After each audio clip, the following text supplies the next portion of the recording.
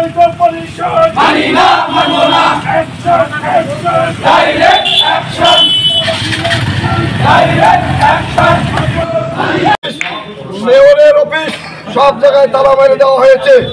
আমরা এই সব এই দায়িত্ব আমাদের উপজেলা টিওলো সাহেব আছে, টিওলো সাহেবের কাছে আমরা এই চাবিগুলো হস্তক্ষেপ করেছি। আর আমরা এও বলে দিতে চাই, আগে ব্যাংক ভর্তি হয়েছেন, সেই সূত্র ধারায় বাংলাদেশের জনসাধারণ এবং ছাত্র জনতা এই সরকারকে অবৈধ ঘোষণা করে তাকে এই দেশ থেকে বিতাড়িত করা হয়েছে। সেই সূত্র ধারায়